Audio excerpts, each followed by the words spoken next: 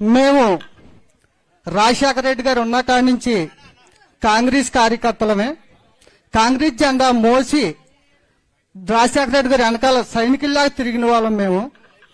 రాజశేఖర రెడ్డి గారు చనిపోయిన తర్వాత మీ కుటుంబానికి జరిగిన అన్యాయం కోసం మీ వెనకాల ఆ జెండా ఒగ్గేసి మీరు నమ్మిన సిద్ధాంతానికే వైఎస్ఆర్ జెండా, ఇక్కడ ఉన్న కాంగ్రెస్ కుటుంబం అంతా వైఎస్ఆర్ జెండా భుజాన్ని వేసుకొని మీ పాదయాత్ర చేసినప్పుడు మీ వెనకాల జెండా పట్టుకొని తిరిగాం. తర్వాత జగన్మోహన్ రెడ్డి గారు పాదయాత్ర చేసినప్పుడు ఆయన వెనకాల జెండా పెట్టి తిరిగాం. మీరు ఏం చెబితే అది వైఎస్ఆర్ కుటుంబం కోసం మా ప్రాణాలు అర్పించడానికైనా మీ వెనకాల తిరిగాం.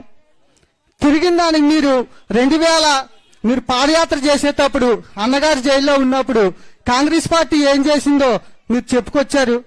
మీ మాటలకి ఏ కార్యకర్త కూడా వెనక జరగకుండా రాజశేఖర రెడ్డి కుటుంబానికి ఇంత అన్యాయం జరిగితే సామాజిక కార్యకర్తలుగా మన పరిస్థితి ఏంటని ప్రతి కుటుంబం కాంగ్రెస్ కుటుంబం వైఎస్ఆర్ కుటుంబం అయింది.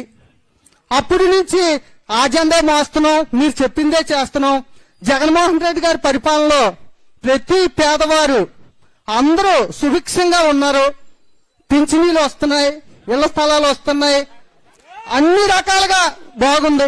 ఈ రోజు మళ్ళీ మీరు కాంగ్రెస్ పార్టీలో రాజశేఖర రెడ్డి గారి పేరు ఛార్జ్షీట్ లో చేర్చారని చూడండి. వద్దొద్దు, మైక్ ఆపొద్దండి, మాట్లాడివ్వండి. రాజశేఖర రెడ్డి మాట్లాడు, నీకు సమాధానం చెప్తాను. రాజశేఖర రెడ్డి గారి పేరు ఛార్జ్షీట్ లో చేర్చారని బాధపడే ప్రతి కార్యకర్త రాజశేఖర రెడ్డికి విజయుడిగా ఉన్న ప్రతి కార్యకర్త మీ కుటుంబం వెనకాలే తిరిగారు. మళ్ళీ ఈ రోజు మీరు ఆ పాలన బాగోలేదు, మళ్ళీ కాంగ్రెసే రావాలంటున్నారు.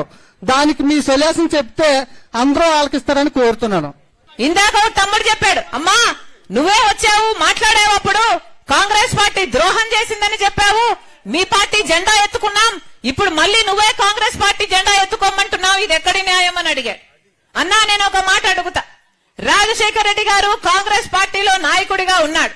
రాజశేఖర రెడ్డి గారికి కాంగ్రెస్ పార్టీ 2 సార్లు ముఖ్యమంత్రి అయ్యే అవకాశం ఇచ్చింది.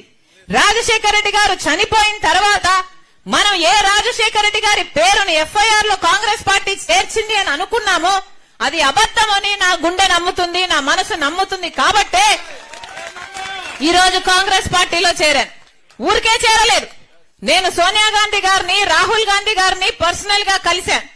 వాళ్ళు నన్ను పిలిచి కూర్చోబెట్టి నాకు చెప్పిన విషయం, తల్లి మేము రాజశేఖర రెడ్డి గారి పేరును ఎఫ్ఐఆర్ లో చేర్చలేదు, మాకు విషయం తెలియదు. ఒకటి ఆలోచించమ్మా, నా భర్త అంటే సోనియా గాంధీ గారు చెప్పిన మాట, తన భర్త రాజీవ్ గాంధీ గారి పేరు కూడా బొఫోర్స్ కేసులో ఆయన చనిపోయిన తర్వాత ఆయన పేరును పెట్టారు ఎఫ్ఐఆర్ లో. నాకు ఆ బాధ తెలుసు, నాకు ఎంత బాధగా ఉన్నిందో నేనే చెప్పగలను.